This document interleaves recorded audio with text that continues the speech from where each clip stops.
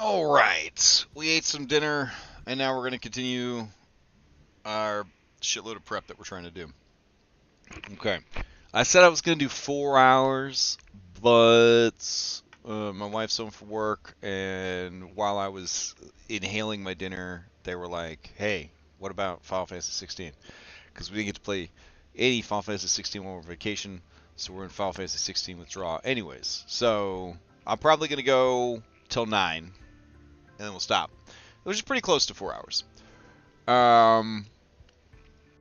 It's like 3 hours of change. I don't know, 3.5 hours. Anyways, let's get started. Chapter 1 of Book 2, The High Priest Puzzle. So, Alaman Kosowana's life has taken some strange turns. His early years as a tinker and inventor led him to join Alkenstar's Temple of Bree as a young man, devoted himself to research and innovation at the Bronze Lady's direction. Speaking of the Bronze Lady, who the fuck is Bree? Alright, let's figure out who Bree is. Let's see.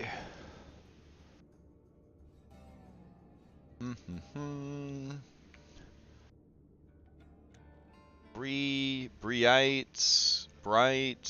Bright Fletching. Nope, nothing. Alright, let's see. Pathfinder 2E, Bree. Bree is a deity. I think it's pronounced Brie, like the cheese. I don't know. The Whisperer in Bronze. Aw, why she got a weird, like, cross-eyed... I guess it's not supposed to be cross-eyed, but it looks kind of cross-eyed. Brie's exact origins are unknown, though her priest and various religious scholars have many theories on the matter. Some believe she was a construct who achieved consciousness and a spark of divinity. I like that. Like my girl Arathis, while others think she was a human alchemist and inventor who discovered ways to fuse mechanical components with her own physiology. Regardless of her origins, Bree is a patient and thoughtful god who promotes unending curiosity and constant intellectual advancements. Her two most common forms are a humanoid woman made of bronze clockwork and a human woman wearing a bronze skull cap and armor composed of gear and other movable metal pieces. Though Bree's usual demeanor is composed and reserved, she isn't an unfeeling automaton. She deeply cherishes the creations she and her followers make, and most of her worshippers feel the same way. Okay, that seems pretty cool. So her edicts are to craft new creations, pay attention to details, share achievements.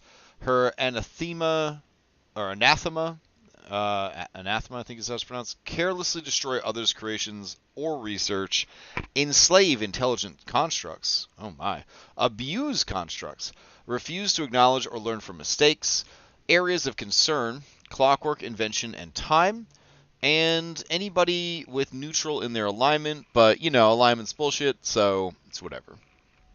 Alright. Pretty dope. Okay. So, that's who Bree is. Let's see. Defied expectations, remaining in Alkenstar. I don't need your whole backstory, bro. Chapter 1 synopsis. Following the party's investigative work in the previous volume, Phoebe Dunsmith hires the player characters to track down a high priest of Bree named Alaman Kosowana. Should I tell the players that there's going to be a lot of investigating going on, or should I just let them like blindly kind of go into this? They have the player's guide. I feel like the player's guide is supposed to prepare them for this stuff. I don't know. Who apparently managed to reverse engineer the Pyronite formula. The objective isn't to stop the spread of the formula, but to perform damage control. The party's best lead is Alkenstar's Temple of Bree, where the characters can meet Kosowana's contemporaries and learn the location of his private workshop. At the workshop, the characters learn they're too late. Kosowana fled Alkenstar, and Ambrose Muglin's goons ransacked his home. Among the workshop runes lies a spark of Kosowana's genius, however, in the form of a clue to the High Priest's hiding spot in the spell-scarred desert, a long-forgotten Breite shrine called the Cradle of Quartz. Alright. So, That's like even more of a synopsis than this synopsis, so I guess I'll just tack it on here. There we go. This is like a more meta. The first one's kind of a, you know, get excited, let's do this. This is more of a, this is the shit they're gonna do. Kind of says the same thing all over again, like much of the writing in this book, but, or all these books, that's fine. Alright.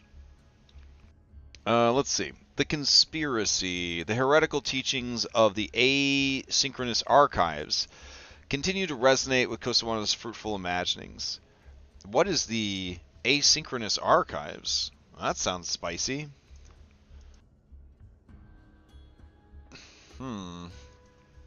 Pathfinder 2E, asynchronous archives. Apparently it is unique to this adventure. Okay. Guess we will learn and find out as we go. Alright, Eccentric Briite explorers discovered the location centuries ago, an unusually pure outcropping of quartz crystal, Brie's sacred stone, and chose the remote location to establish a small shrine. According to materials Kosawana unearthed in the asynchronous archives, the crystals at the Cradle of Quartz could be used to peer backwards and forwards in time. One extreme prophet, known in writing only as the 13th Ordinal, claimed that the Cradle of Quartz could be used not just to observe, but to actually travel through time. To many in the church, such a concept was not only unbelievable, but antithetical to many of the precepts held sacred in the Briite mainstream. Before the 13th Ordinal's radical ideas could gain purchase in the minds of susceptible followers, the Temple of Brie branded these fringe beliefs the concurrent heresy, and sealed away the relevant works in the deepest levels of the asynchronous archives. Now we know what it is. When Kosawana discovered these writings, he believed, like many before him, such outlandish claims must have a grain of truth to them. In truth, the 13th Ordinal was no seer prophet, but a devious shrine skelm called Droxolos the Eroder. What is a shrine skelm? That sounds cool.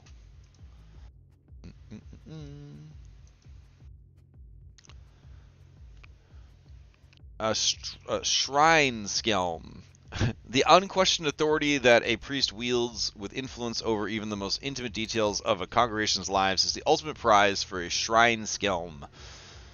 A shrine skelm, let's see. Most shrine skelms insinuate themselves in positions of judgment in powerful religious groups to gain that power for their own use and abuse. Shrine skelms wear the old-fashioned traditional apparel of whatever faith they've infiltrated, brandishing religious symbols made of precious metals to better blend in and give an impression of age and power. No matter what religion they infiltrate, a shrine skelm is a master at taking established teachings out of context to justify elaborate, painful, and often humiliating punishments for his victims.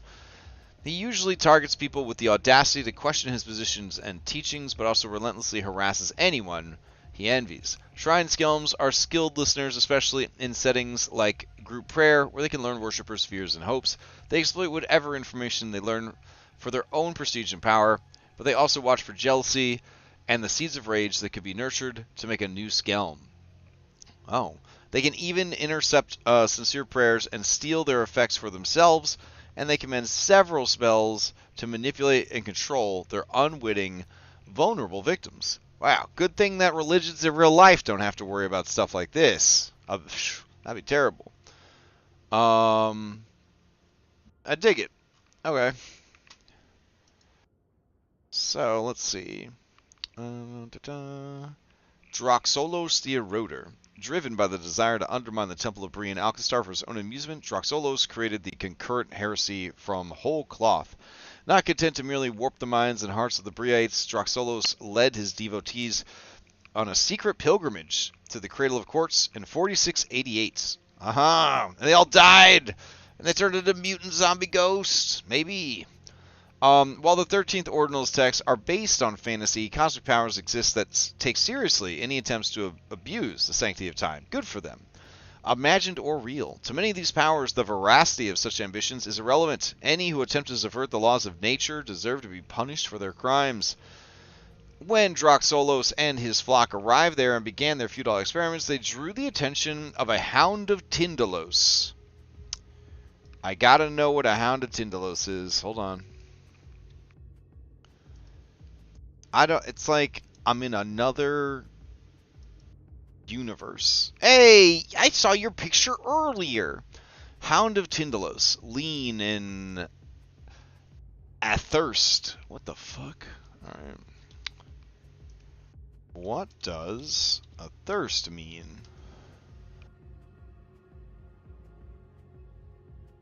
No, not... Athirst. Very eager to get something. Athirst. Okay. Very eager to get something. Good to know. Alright. Lean and athirst. The Hounds of Tyndalos are drawn to those who tamper with the flow of time, travel through time, or use magic or rare alchemical drugs to send their thoughts and perceptions back or forward in time. Powerful spellcasters draw them from the dimension of time, as one does, via rare rituals, but doing so attracts the Hound's ire, so few who travel in such rituals live long enough to spread their knowledge. While the Hounds possess great cunning and cruel intellect, they rarely interact with other creatures, other than to hunt and destroy those who have attracted their unblinking attention. Once a Hound catches the scent of a mortal to hunt, it calls others of its ilk. Oh, that's tough. The pack then pursues its victim through all space and time, until it catches, slays, and devours them. Those pursued can escape only by avoiding all angles, as Hounds of Tyndalos could step through them from nothingness at any time. Oh. Isn't that like a Lovecraft monster? Pretty sure that's a Lovecraft monster.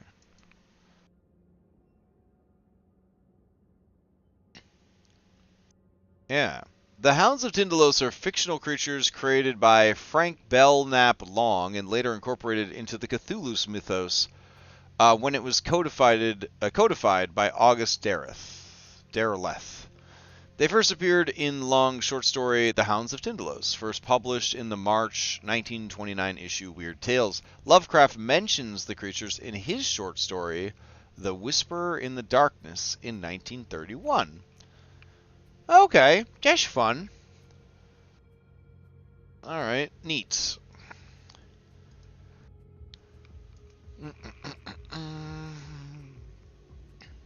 Where did we leave off? Who responded to the Briites' hubris by slaughtering them all.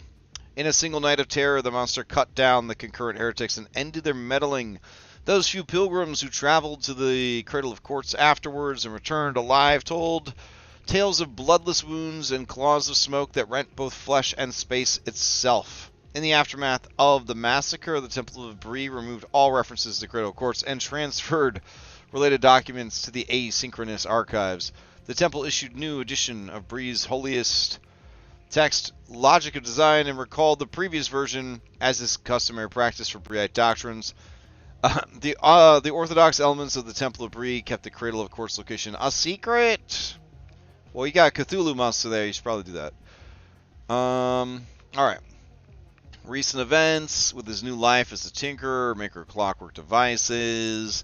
He saw the pyrite demonstration. He feared any idiot with a few gold coins could wield the destructive power of an expert evoker. Okay.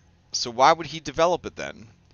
The only way for the invention of Pyronet to end in anything other than disaster, he hypothesized, would be require the formula to be prohibitively difficult and expensive to manufacture. Ever the scientist, he set out to test whether or not this was the case. Oh no. So he wanted to prevent something from happening, but he made it happen. Oh no. So he reverse engineered it. The malignant eldritch entity known as Nyarlathotep saw in Pyronet a fantastic opportunity to sow chaos throughout the mortal realm. So the outer gods subtly guided Kosawan's work to completion. Oh no! Recently, Costa One's final experiment resulted in a blast large enough to rattle the windows for several blocks, informing those in the know the pyronite formula was no longer restricted to its original discovery. This information quickly made its way to the unscrupulous mogul, Ambrose Mugland, who set plans in motion to collect Kosawana and his formula. Gattleby, but the new development offered him a second chance for success, and he decided to go all in. He pushed his financial abilities to the limit and contracted with the infamous crime lord Sabora Sharkosa's gang, the Gilded Runners. If Sabora Sharkosa is not a shark person, I'm going to be really upset. Just throwing that out there. Time to leave. When Kosawana saw how easily he reconstructed the formula, oblivious to Nyarlathotep's aid, he fell into deep despair. He felt he must prevent this terrible weapon from falling in anyone's hands. No one could be trusted. Recalling stories of the Cradle Courts, man, this is some real Eldritch horror shit right here. He just keeps making it worse. Recalling stories of the Cradle Courts, he had a wild plan. He would turn back the hands of time to prevent the discovery from occurring in the first place. Jesus Christ. Come on. Buddy. I know you've been touched by an elder god, but, like, what a dumb idea. The Gilded Gunners got to Kosawana before he could destroy his research. Kosawana managed to escape their clutches and fled to the Cradle of Courts. As soon as he arrived, he encountered the Hound of Tindalos, still present after all this time. Or maybe it was always there, because time. I don't know. He evaded the creature, that's impressive, and holed up in one area of the cradle it cannot enter. Now Kosawana vainly pursues his fool's errand to uncover the Cradle of Courts' supposed secrets and alter the flow of time for the good of Golarion. Goddamn, bro. Getting started. At the end of the previous adventure, punks in a powder keg, the party of outlaw characters apprehended the small-time pyrotechnic alchemist Shuma Lyserius, who, as we know, was a Ifrit who had some kind of warlock patron shit going on. And there was a guy after him he made a deal with, some kind of genie. I don't know. That's the previous book. That's not my problem anymore. After his defeat, Lyserius called the player characters fools for trying to keep the formula secret. He revealed that another inventor had it. Ha ha ha ha ha. After the party had a few days of downtime to recover, craft and purchase items, and pursue personal agendas throughout Alkenstar, they're approached by Dunsmith again, who's like, yo, dudes, let's do this thing again. Pretty much like last book, but higher level this time. They arranged for a meeting in a private room at the Barrel and Bullet Saloon, which is, let's see. Yeah, there's a secret room. Now I'm sure. Yeah, anyways, secret rooms. See, there's a secret door here? Secret room. I remembered where it was. Okay. So then we go back to the adventure. And reader paraphrase the following out loud to get this adventure started, yo. Alright, we got another problem. Your old friends Ambrose Mugland and Deputy Angelique Lovelace, the half-hag, half-elf, with the two different colored eyeballs and the incredible rifle skills. Last night, we got reports of a flying clockwork monster spotted over Hammer Street. It flew over Ustradi due east before leaving the city entirely. One of the sentries got a good look at it and said it was a clockwork cat with big bronze wings, and somebody was riding it like a steed. Well, that sounds dope as hell. We checked with the Temple of Bree, you know, goddess of clockworks, and they said they keep a tight rein on which clockworks get made in Alkenstar. Turns out nobody filed paperwork for any clockwork cats. According to Breeites, there's just one obvious suspect. So Olaman Kosawana, one of the church's former primary cogs, the highest ranking you can get. Gotta go check it out. Keep a low profile. Look out for Ambrose Mugland and his thugs. Kosawana, I don't believe in coincidences. Go check it out. Drops a sack a cloth sack on the table lands with a satisfying clink. Go search his workshop and talk to his neighbor. The priest at the Temple of Bree will have the address. While you're at the temple, maybe see about looking into whether whatever heretical poppycock got Costawana in hot water with the Breeites could give us some clues as to where he went. Alright. So, Dunsmith gives 200 gold to the party. If the party wants more, she will actually just give them 250.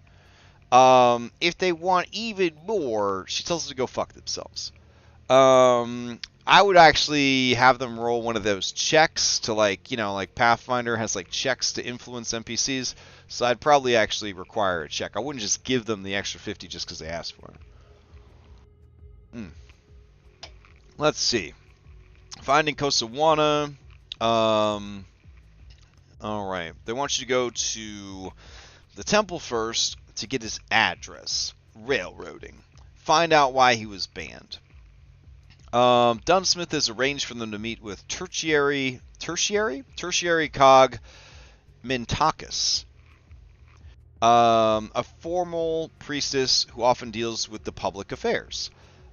Mintakis is accompanied by an acolyte named Duga. Okay.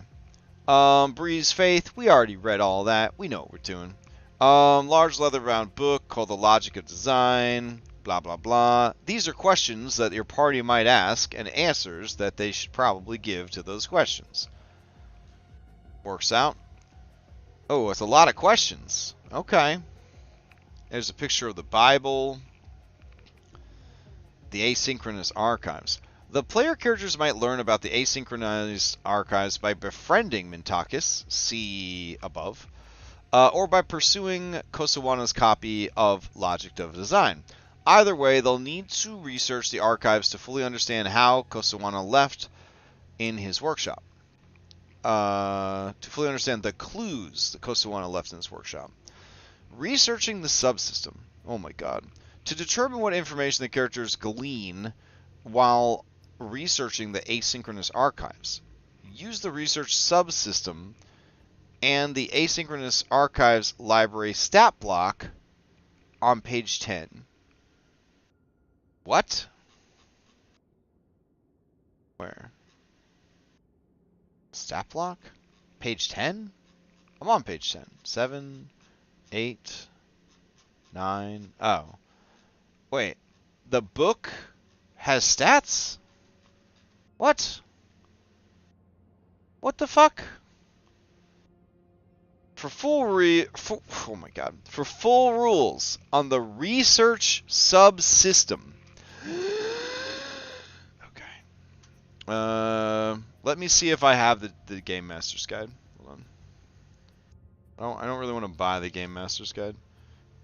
Game Mastery Guide, NPC Pawn Collection, Pathfinder Game Mastery Guide.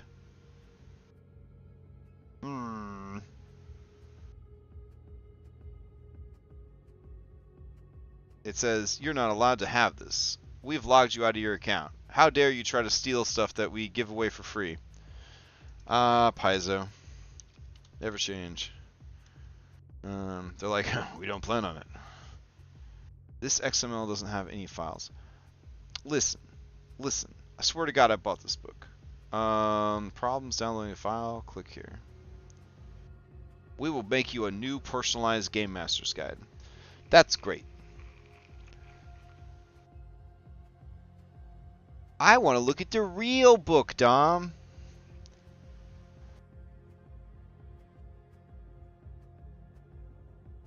Sometimes the real book actually has it like laid out better. But here, research, Game Mastery Guide subsystem.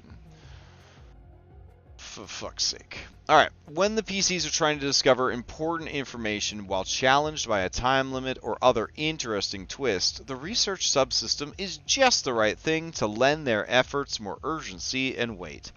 In the research subsystem, PCs accumulate research points and learn new information or gain other benefits upon reaching specific thresholds. Use this subsystem if the PCs face a time constraint, rival research group, or other form of external pressure or condition that could end the PC's effort early, aka a skill challenge.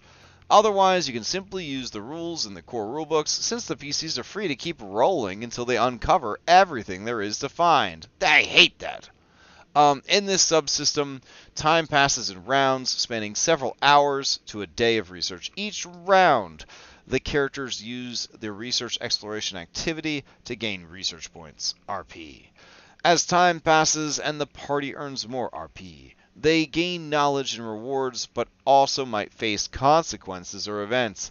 Some of these events might interrupt the round with a different kind of encounter, disrupting the research activity, such as a social encounter with an intelligent book or a combat encounter with a guardian. I love it. I love it. I think that's fantastic.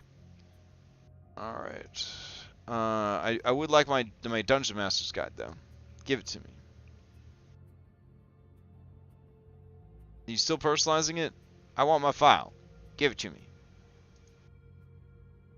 That's right. Let's see.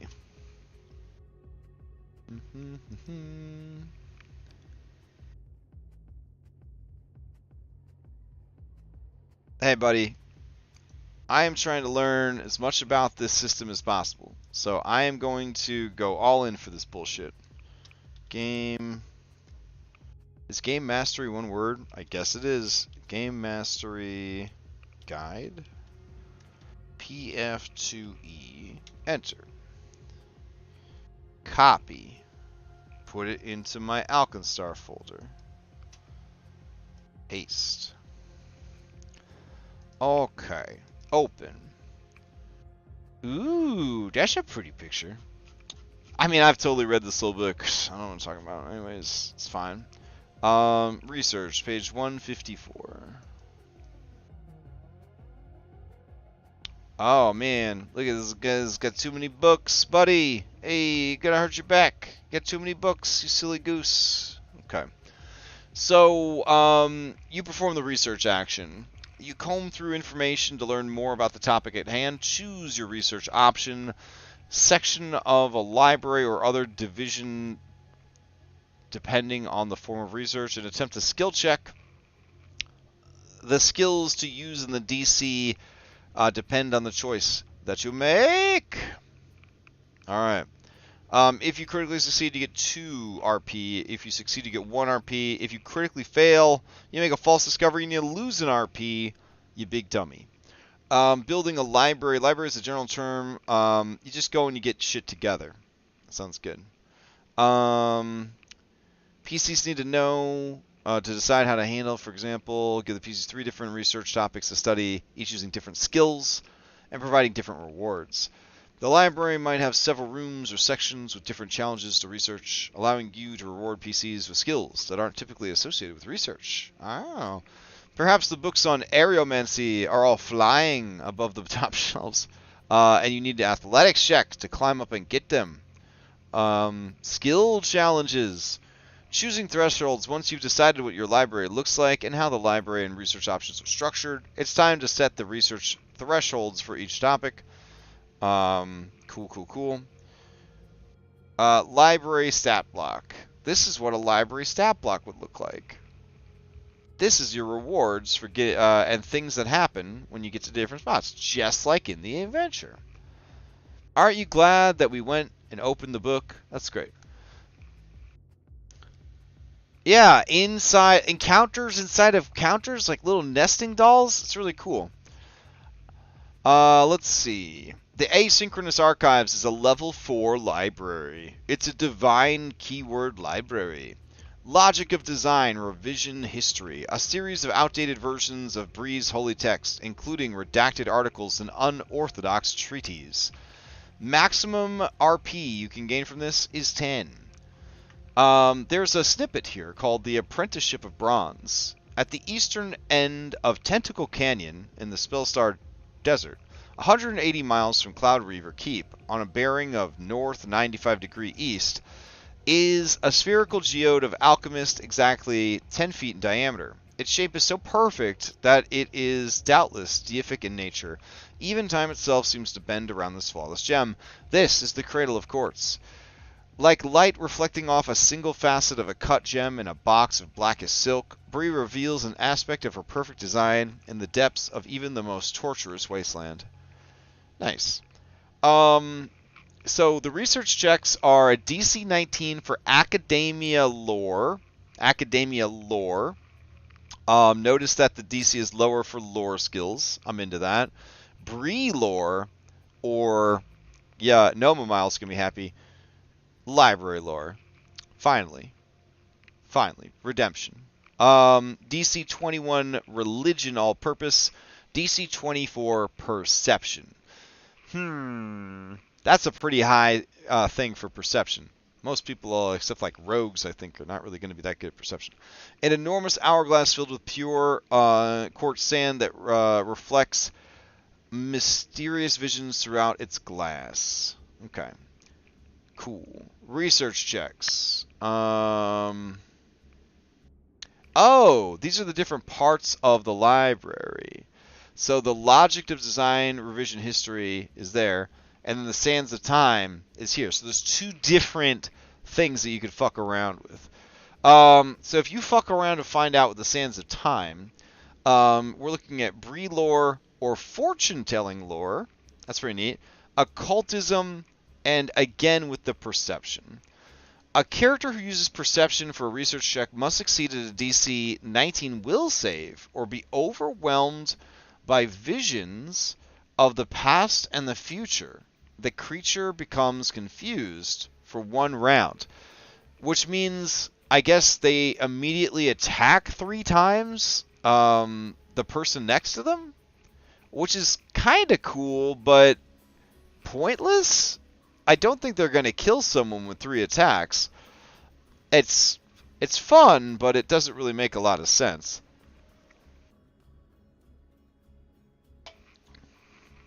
I almost feel like it should plant the seeds of madness, and then later on, it should really come back to bite him in the butthole. You know what I'm saying? So I feel like this is the first thing that I've encountered that I actually want to add some notes on. Well, even if they attack themselves, Dom, they just heal up. It's not like they're in any danger. Do you know what I mean? So I'm going to put research skill challenge. And we're going to put failure to will save when perceiving sands equals seeds of madness that will manifest later. Oh, that's gonna be cool. You're in the middle of a fight. You go to do something, and then the GM's like, right as you're about to swing, or right as the fight starts, you find your vision blurred. You're back in the library. You're looking at the sands of time. You're seeing this fight play out just as you saw it play out in the sands so many days before. Then they get the confusion status at the start of the battle. There you go. That's spicy. That's good. Getting thrown out of the library. I don't want them thrown out of the library. They got to finish the fucking adventure, man. I want to go Eldritch Horror. That seems to be the theme of this. Is Eldritch Horror. Plant the seeds of madness. Grow them later. Let's see. If they score 5 research points, the player characters discover various parables and regulations in Bree's holy text. Logic of design are excised from the text's current version. If the characters already found the clues at Kosawana's workshop, they discover the significance of Regulation 2.2.7, the handout above. Cool. Is the handout already in the adventure? Let's see. 2.2. Let's see. Outlaws, Cradle of Quartz, High Priest Puzzle, scroll. Recent events, getting started, cutie, book. Oh, regulation 2.2.7. They did not include the scrap of paper. That's okay. It's just a piece of paper. It doesn't even look that fancy. Anyways. Let's see. Give your players a copy of the handout above. No. If they get 10 points. Oh, so they have to do both. They have to do the book and the hourglass to get the maximum outcome of this. They have to 5-star both challenges to get all the stuff. You see an hourglass turn and begin to tick. You're not sure what it's counting down to. Ooh, that's good. That's good. Alright. Ooh, what if, like, their eye looks like an hourglass, like Raceland Majory? Oh, man. You see an hourglass turn... some good stuff here. Why is the hourglass ticking? Why is the hourglass ticking? Where is the ticking coming from? Why won't it stop ticking? Yeah. They slowly get unhinged until they finally, like, lose it. I dig it. I dig it a lot. So they have to do both challenges to get the maximum amount of points. I like that quite a bit. If you get 10 points, the player characters learn a variety of myths, legends, and conspiracy theories have developed to explain Bree's mysterious deific origins. Many of the wildest conspiracy theories concern Bree's interest in, and possibly dominion over, time, as opposed to only clocks and clockwork creations. While flipping through the tome, the characters disturb a pair of wayward Akazendris. So that's where the confusion from before might have come into play, because now they're starting the fight injured. But I still like the idea that once they get into this fight, it gets crazy. So, Akazendri. Ooh, they're so cute! It's some kind of alligator snake man! He's wearing a spell scroll pajamas! Oh, wow. That's really cute. Alright. Akazendris gnaw at sources of knowledge and lore, gleefully corrupting and altering them to vex scholars and sages across the plains with contradictions and untruths. These proteans appear as cackling serpentine creatures with elongated crocodilian faces, luminous eyes, and arms that vanish at the elbows into swirling clouds of runes before reforming into solid talons. Dope. Akazendris amuse themselves by rearranging or deleting text, placing insulting acrostics in poetic verses. I'm not going to look up acrostics. I'm assuming it means words. And penning crude insults upon title pages. Libraries in such places as Heaven, like, Heaven, Axis, and Hell are especially keen to avoid such contamination, knowing that their records are choice targets for every Akazendri in existence. This is a small, chaotic neutral, a protean. A protean is a family of monitors spawned within the maelstrom. These creatures are guardians of disorder and are chaotic and neutral. They typically have dark vision, an amorphous anatomy, and a weakness to lawful damage, as one does. Cool. These are adorable. I love them. I want 100. 100 of these creatures. How many do I get? 2? That's not enough. Not nearly enough. Anyways, let's see. A pair of wayward Akazendris magically immersed in the text. The wicked proteans were transported to the material plane during a mana storm and have entertained themselves by rewriting and erasing the Briite's sacred text. Annoyed at being interrupted, they attack the party. Alright, do we have a map for research party? Let's see. In book 2, we have Kosawana's workshop, and we have workshop loft. So maybe they're doing the research here in the loft. If so, that's cool. Otherwise, we may need a fancy library map. Alright, so we say map, library, study room. Cool. All right. Let's keep going. At 15 points, the player characters uncover a series of articles penned by a researcher using the pseudonym the 13th Ordinal, sometimes abbreviated as 13, very edgy. The articles suggest the goddess Bree, as understood by her followers, is actually a clockwork creation disguising her true divinity, which is beyond the comprehension of mere mortals. The 13th Ordinal had a special interest in the Cradle of Quartz, former Breite holy site in the Spellscar, which they believed was key to uncovering the truth of Bree and the ultimate understanding of time itself. In subsequent texts, the Breite clergy denounced the 13th Ordinal and labeled their beliefs as concurrent heresy. As the characters conduct their research, a pair of interlopers enter the library. What? That's cool. Careo, an evil Aphorite sharpshooter. What is an Aphorite? Oh my god.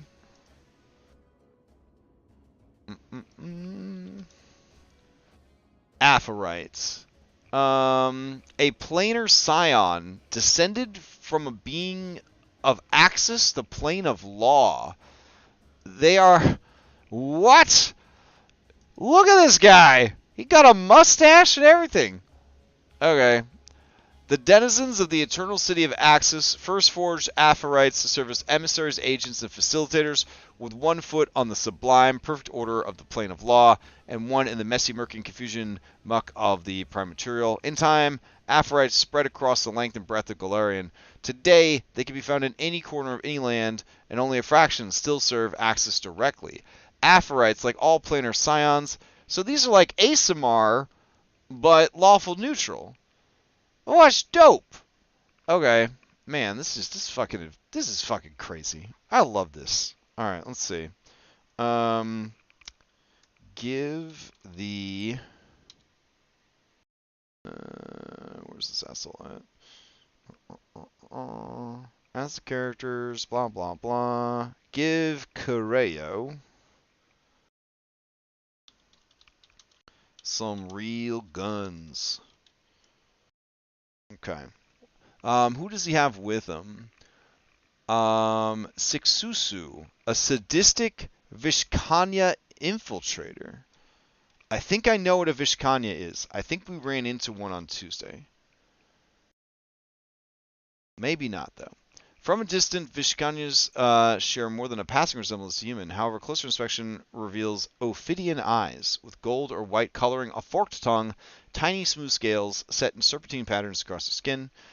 Are these guys just Yuan-Ti? Does anybody know? Are these just Yuan-Ti? I'm thinking they are. I mean, that certainly looks like a Yuan-Ti, just being honest. Okay. Let's see.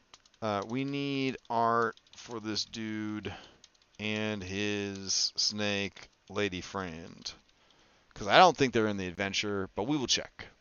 And I'll change the music as well, because the music's over. Let's see.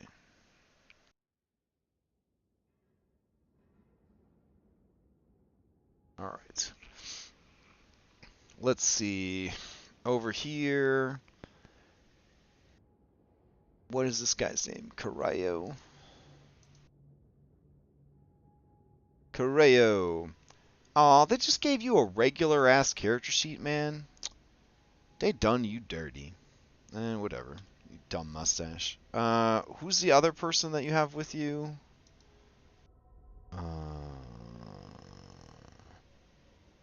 Sixusu.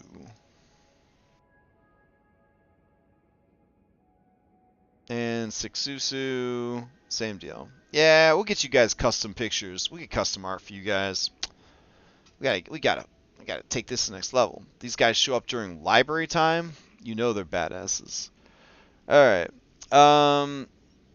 Like the party, they're looking for Kosawana and believe they can find clues. They aren't affiliated with the Gilded Gunners or anyone else. Their qualms with Kosawana are strictly personal and have not to do with money. They attack the party, which they view as an obstacle to their goal. What? I feel like the party would try to team up with these guys. I feel like team-ups don't happen enough in Pathfinder 2. Does it screw up the math real bad if you have team-ups? I guess I'll find out. I know these guys are evil, but like, why wouldn't they work with the party?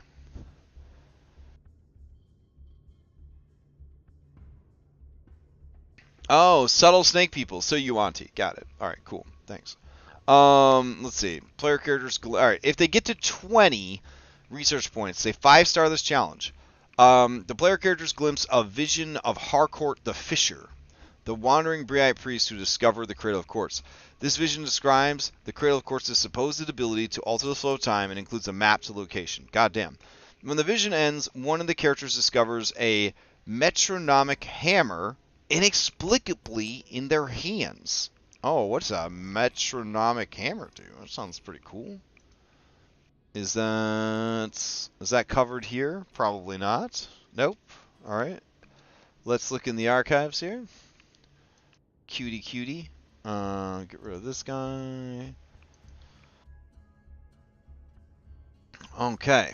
Let's see. A polished brass metronome ticks rhythmically within the haft of this +1 striking gnome-hooked hammer, the most sought-after weapon in all of Pathfinder 2. This weapon can trip, and it's versatile, so it's a very good weapon. Gnome adherents of Bree often attempt to reproduce this item as part of a ritual symbolizing methodical problem-solving and thoughtful craftsmanship. To activate it, as a reaction in Vision, you attempt to trip a creature with the hammer. By the time the sweeping arc of your trip attempts to the built-in metronome of a metronomic hammer, you get a +1 bonus to your athletics check to trip the target. The item bonus increases by 1 with every subsequent trip attempt you attempt to make with the hammer, the same target this turn, to a maximum +3 on your third trip attempt. The bonus resets to +1 if you trip the target, if you critically fail to trip the target, or if your turn ends. Wow. The cheesiest melee weapon in the game that specializes in tripping, and it's set up to encourage you to trip even more. That's wonderful, I guess. I don't know if anybody is going to be proficient in this weapon, but that's what the adventure's going to give them. So that's cool, I guess. Mintakis says Harcourt the Fisher once wielded a weapon like this, so it is a peculiar find. Since the Temple of Bree does not keep weapons in the asynchronous archives, she permits the party to keep it. Okay. For learning the location of the workshop, the party also gains access to the archives. They get another 30. So this entire cool-ass challenge is only available if they manage to get access to the archives. That's incredible. Alright. Wow. So now we go over to this dude's house. Dunsmith suggests the parties question the missing priest's neighbor, a junkyard owner named Wenrick Riggs, neutral evil human junk dealer level 3. I like to think that I am at least a level 3 human being as well. But maybe I'm overselling myself. Wenrick Riggs, you don't got any character art. You don't even have a character sheet. So we'll go ahead and add that real quick. Nosy neighbor needs art and stats. Okay. Why would you tell me that he's a junk dealer with there's not a junk dealer stats? There's no junk dealer stats. I don't see a junk dealer. I think you just made this up. I don't think there's a real class. Anyways, they own a ramshackle shop in the building directly north of Kosawana's workshop. After Riggs witnessed his hasty departure, he gabbed about it to anyone who would listen. The news of the occasion spread from there. If the characters interview Riggs, he is evasive and suspicious. I want to make him a mouse. Let's make him Yuksoi. I think I pronounced it Yuksoi. Yeah. Right guy. Jersey. There we go. If the characters interview Riggs, he's evasive and suspicious. He openly complains about Costarona's recent deafening foolery, explaining that he's been filing noise complaints left and right. Nothing gets done under the Deputy Lovelace, I tell ya. Wow, see, he is from New Jersey. He spits. Unknown to Riggs, his noise complaints are what first tipped off Lovelace, and by extension Muglin, to Costarona's research into Pyronite. If the characters approve his attitude to at least indifferent, Riggs confirms he saw the neighbor chased away by some ne'er-do-wells, but he doesn't remember any more details unless he's made at least friendly. For the purposes of diplomacy and intimidation, he has a will DC of 17. Combining such a check to influence him with a bribe of 2 gold or more. What a cheapskate. Once made friendly, Riggs says he saw several bandits dressed in gold and black pass by his office window. He flew out of here on a giant cat. The bandits ran off after fleeing the adventure. Wonderful. Wonderful. Then we make it to Man's Workshop. Alright.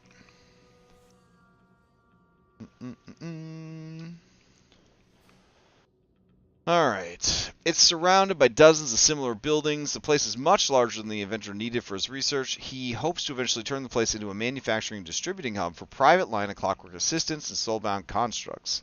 Soulbound constructs? That's an anathema to your god, but I guess you don't get magic in this campaign setting because you're in a dead magic zone, so who cares?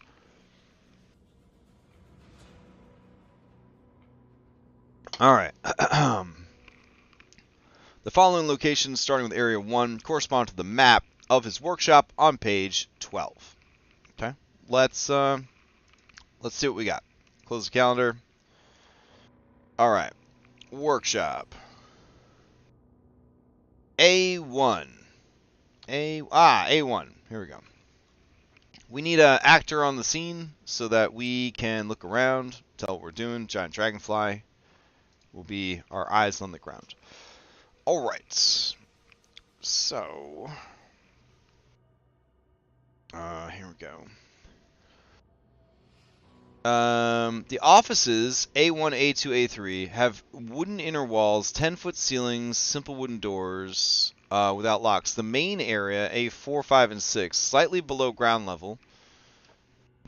So 4, 6, where the fuck is 5? 1, 2, 3... 4, 6, 5. Ah, there it is. Okay. The loading dock, 7. Okay. Why would they have such a big loading dock? Are there trucks? Like what? Whatever. Is a wooden overhang built into the zone. Workshop exterior. Before they enter the workshop, the characters might discover a few things by waiting outside the building and talking to the neighbor. By covertly watching the workshop before entering, the player characters can spot a young street urchin entering and exiting the building several times throughout the day. This urchin boy, named Jonia, leaves the workshop each morning through the building's broken roof vent, returning in mid-afternoon with a bag of scavenged food. If the weather is fair, Jonia sometimes dozes discreetly in a corner of the building's roof. See Area 8 for more details about Jonia. Alright, Jonia, do you have stats, my child? Jonia does. It got a little picture and everything. Good for you, buddy. Okay. Let's see. Then we've got main office. The front door to Kosawana's workshop is locked with an average lock that requires 4 successful DC 15 thievery checks to pick. Kosawana has the lock's only key in existence. The door is reinforced with bronze plates, 22 to force open, hard 10, HP 40, break threshold 20. A character who seeks around the door and succeeds at a 19 perception spots a metal dart on the ground near the doorway. With a crit success, they notice faint traces of fresh blood on the doorstep and wooden splinters from where the door's jamb was broken. Spotting one or more of these gives a +2 circumstance bonus to their perception checks against the following hazards. Stealth DC. The main door is rigged to fire a series of metal darts when fully opened. Kosawana routinely avoided the trap by opening the door only enough to squeeze through the narrow gap. When the gilded gunners arrived, they kicked in the door and triggered the trap, hence the blood on the threshold. The gunners hurriedly fixed the door, resetting the trap on their way out to deter anyone from following their trail. Alright, this is a 25 DC to be spotted, which is pretty good for a trap. And it... the front door is opened, or force opened or broken. A hail of darts launches in a 20-foot line. Reflex basic save DC 24 or 4d8 plus 10 piercing damage. That's fun. I feel like they would immediately just stop and rest though. So like, whatever. Anyways, the trap resets. The room may have once served as an outer office and reception area for business. Now it's storage. The room is originally a reception area. Creatures. The seated mannequin by the workshop door is actually one of Kosawana's clockwork creations, a construct called a clockwork door warden. The gunner blasted the door warden several times and knocked it out of operation when they arrived. After searching the entire building and locating the pyronetic formula, the gunner's clockwork specialist hastily repaired the door warden and rigged it with a repeating crossbow. The engineer... Okay, this is pretty cool. Are you the compromised door warden? You are. We got a nice little crossbow there. Okay. Let's see. Crossbow warden attacks any creature that enters the room from any direction. Its programming was compromised by their violence, even though its repeating crossbow magazine is emptied after 5 shots. The door warden continuously, mindlessly fires the weapon, which is third action each round, even if it means wasting an action. It fights until destroyed. Well, that's a nice change of pace. Okay. There is treasure here. A wand of widening. Okay. With which Kosawana planned to experiment for future Clockwork Mage product. Behind the counter, buried under layers of paper and boxes of bolts and springs, is a long-forgotten velvet bag with some money. The repeating crossbow magazine can be salvaged from the dummy with a crafting check. Storage room. Alright, leaning against the junk piles in the northeast part of the room is their greatest achievement, a wooden brass clockwork construct imbued with a fragment of a mortal soul. That's illegal! Alright, whatever. Where is this asshole at? Let me see. Compromised door warden is over here. Is there another compromised door warden? In A2 storage room, I see a large bag. I see a swee pup.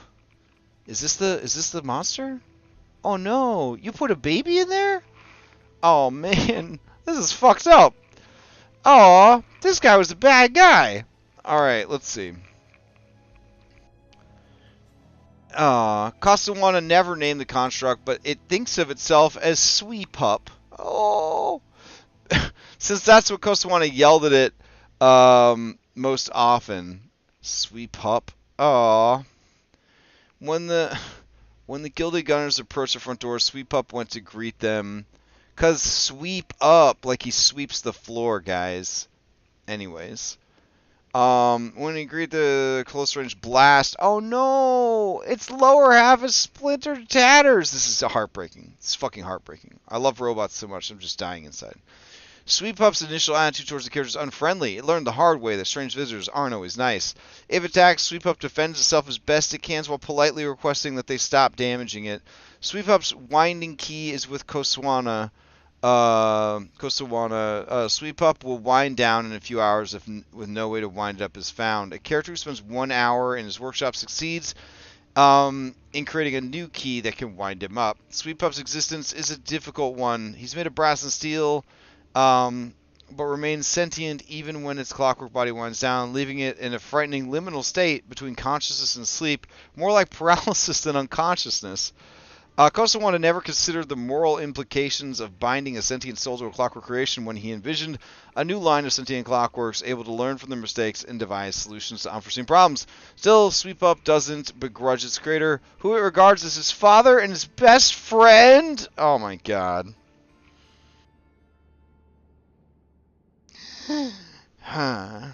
Man, you're gonna fucking die, Kosawana. Son of a bitch. So, what's going on in here? Sweet Pup has seen some stuff. If you help him, he'll tell you some stuff. Let's see. Alchemical storage. The door to this room is tightly sealed with a thick metal latch to keep it shut. The latch can be lifted from either side of the door, but it requires 2 hands to lift. Okay. To keep venomous rats from infesting his workshop, he crafted a swarm of miniature clockwork rat trappers called a trap jaw tangle, which is pretty terrifying. They are Mousers from Ninja Turtles. 100% they are Mousers from Ninja Turtles. Alright, when the Gilded Gunners broke in, they found a swarm of nuisance, so they sealed the little clockworks inside this room after they were done looting it. The spilled reagents seeped into the swarm's hardware, overrode their original programming. Now, rather than hunting down soul rats, they nip and snap at anything that moves, including the player characters. Fantastic. Goddamn. Alright, next workshop area is 4. 4 creatures are present on the ground floor of this expansive workshop space. Only one is alive, and none are immediately visible. Kosawana's cat, Masu, hides among the rafters. The animal is upset at her master's absence, but wary of strangers. She uses stealth to remain hidden while observing the party. A character can speak with animals. Who can speak with animals can learn the story of the break-in from Masu, which is identical to Sweet Pup's story if they befriended him instead. Alright, Masu. There you are. Wonderful. You have your own little miniature? You do. That's great. Alright. In which case the cat follows that character diligently until the party leaves the building, possibly becoming a nuisance in combat encounters. The cat's name is engraved on a silver hourglass pendant attached to its collar. The second creature that makes itself known once the characters investigate the jumble of half-completed clockwork machinery leaning against the wooden platform to the west. It's another one of those clockwork creations, an advanced clockwork door warden reprogrammed by the Guild Gunners to attack anyone who approaches the workbench. Finally, the Guild Gunners hit a pair of clockwork spies in this area to keep tabs on the workshop and report back to the if the inventor or anyone else returns. Both are on standby and activate when they detect a creature, although they attempt to remain hidden. One clockwork spy hides in one of the junk piles between the loading dock ramps, while the other lurks beneath some of the sandbags, the makeshift bunker area A5. Both are recording details about anyone who returns to the workshop, and they both attempt to flee if discovered. The spies are programmed to fly randomly about the city for 1 hour before returning to the workshop, where the gunners plan to recover them. Oh, that's pretty smart. Instead of flying back to their masters. Alright, where do those assholes live? Ah, there's one clockwork spy.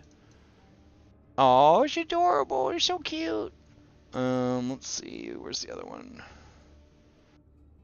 It's in the rafters. It's in the... What the fuck is it? Ah. Nope, that's the cat. The cat's in the rafters. Oh, there it is. Alright, cool.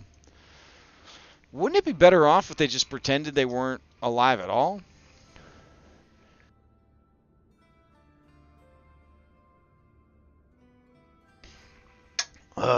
Alright.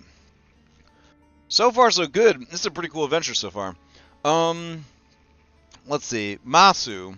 Masu has the ability Get Underfoot. Masu strides up to half her speed, moving through one or more spaces occupied by allied creatures, rubbing against and around legs and feet. Each creature whose space Masu moves through is clumsy for 1 round. Well, the best NPC has been revealed, and its name is Masu. They can find clues here about where this guy went. They can find a personal copy of the Logic by Design. You can compare this one to the text Mintakis gave them, and they can quickly see that Regulation 227 is omitted from that copy as well. There's a trove of useful tools and supplies. If you spend an hour searching, you can gather enough individual tools to do sterling artisan tools. Oh my. As well as clockwork components worth 80 gold to the right buyer. A vial of timeless salts. What do timeless salts do? I must know. Timeless salts. You sprinkle these onto a single object, up to 10 cubic feet in volume and no more than 40 bulk, to preserve it for 1 week. The object will not decay, and its effects that require the object to be fresh don't count the time passing during this duration. When sprinkled on a corpse, this extends the period which it can be revived by magic, as well as the wait time required before a corpse can be targeted with Talking Corpse. The salts prevent any ordinary pest from consuming the target, such as maggots or corpse or moss for a piece of clothing. Any creature can use interact action to disperse the salts from an unattended object and end the effect. Interesting. Alright. I feel like they're underselling how hard it is to get salt off of things, but that's fine. For befriending the cat, they get XP. If they prevent both the clockwork spies from escaping, they get more XP. We're not using XP, so I'm just going to say that if either spy escapes, the party will get jumped later.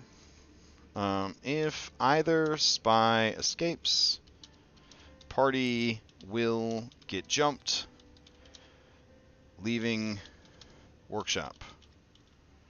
Which means I will need a map for Allie to get jumped in. Alright. I doubt that they will escape, but you never know how Dungeons & Dragons, or I guess in this case Pathfinder, is going to pan out. Alright. Oh, it is 9 o'clock. That means I need to go play some Final Fantasy 16 with the waifu.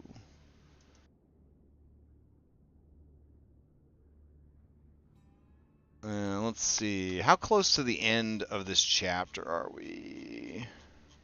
Maybe we could at least get to the end of the chapter. Ah, we're pretty close. Let's finish up the chapter. Okay. Leveling up for befriending a cat is one of the life goals we all have. Fair. I would give them some kind of boon, I think, for befriending cat. So we'll do... I have these cards I want to use. They are here. No, here.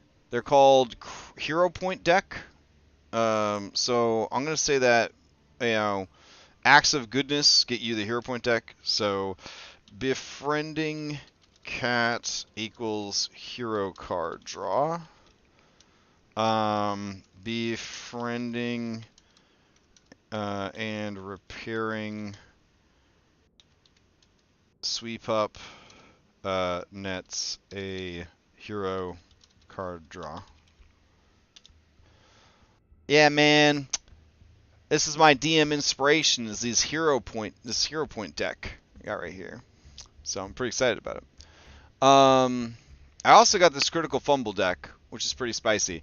We're going to use critical fumble deck as the succeed at a cost mechanic.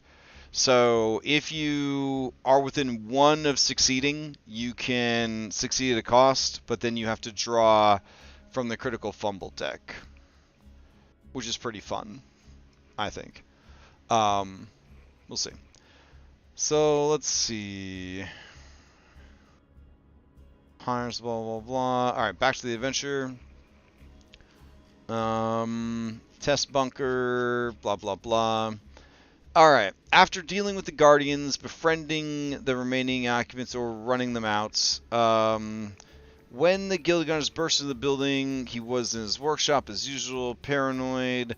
They dealt with all this shit, they did all this stuff, blah, blah, blah, blah. Alright, he hoped a cleric of Bree who heard the device's chime pattern would make the connection between the numbers 2, 2, and 7, and the numbering system in the logical design of Bree's text. Oh, neat. As the gunners dealt with his clockwork door wardens and sweep up, Kosawana set a few of the clocks within arm's reach to a specific time, 2 hours, 2 minutes, 7 seconds. He then recalibrated a particular device on which he'd been working, a kind of clock whose mechanisms were driven by the frequencies of large quartz stone rather than gears or springs. Set a particular chiming pattern, 2 chimes, a pause, 2 chimes, a pause, 7 chimes before a much longer pause. As he activated his clockwork sphinx and made his getaway, Kosawana glimpsed the robbers' golden firearms and recognized their leader as the infamous mogul Ambrose Mugland. Though an outcast from Alkenstar Temple of Bree, Koswana believes his former allies in the church might look for him if he were to suddenly go missing. He left these clues for his old colleagues, believing only Breeites would understand their significance, and hoping the clock numbers would befuddle his assailants. Koswana knew he might be pursued and didn't dare leave a plainer message. He also knew any follower of Bree would be drawn to the strange device that incorporated a large quartz crystal, Bree's sacred stone. He hoped a cleric of Bree who heard the device's charm pattern would make the connection.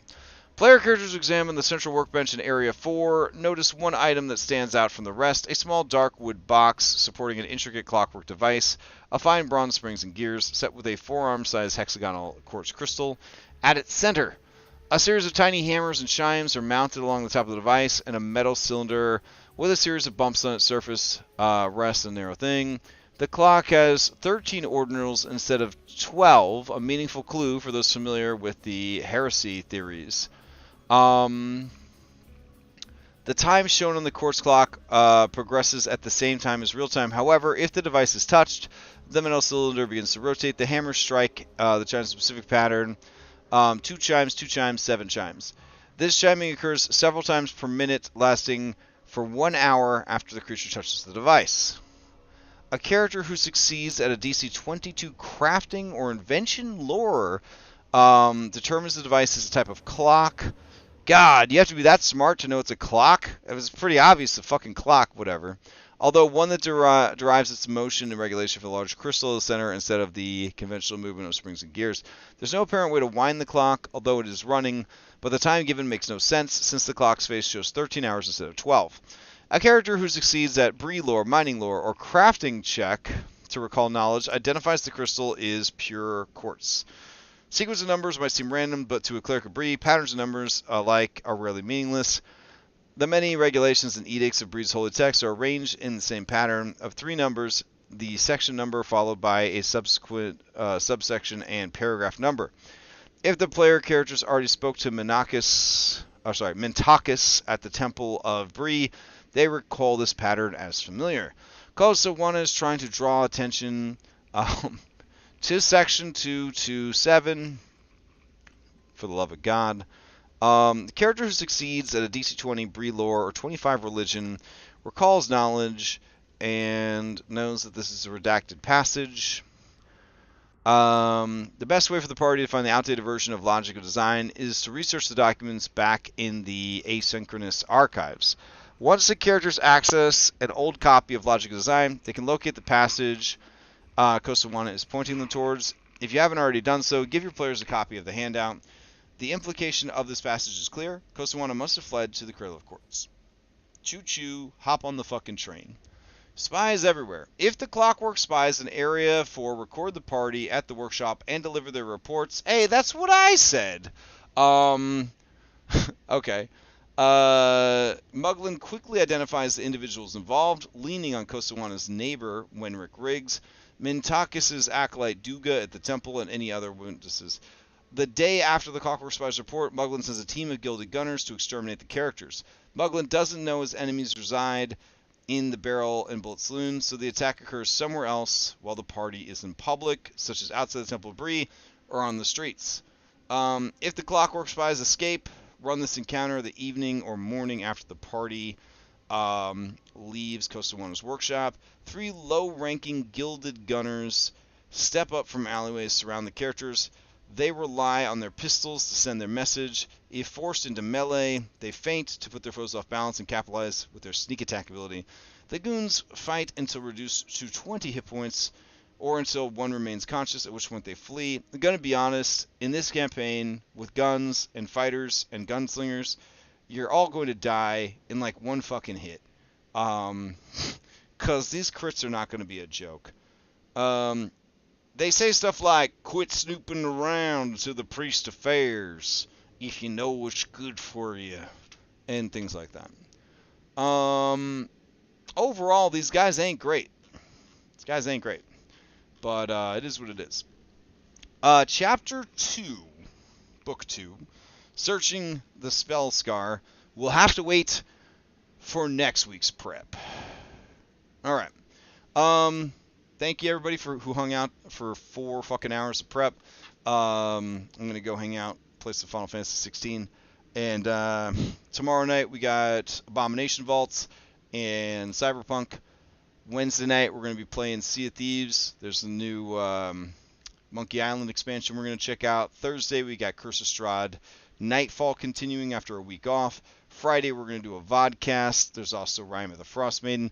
Saturday morning, the for real final finale of Red Hand of Doom. Sunday morning, Curse of Strahd Daybreak. All new cast. Everyone died. Fantastic. And then Sunday nights, we're going to have some Mythic Odyssey. Monday, we'll be back here doing more prep for Outlaws of Alkenstar. Games will be starting mid-August. So we've only got a couple of more weeks left to prep. So I am hoping to get as much prep done as possible before I clone this server over. Anyways, see you guys next time.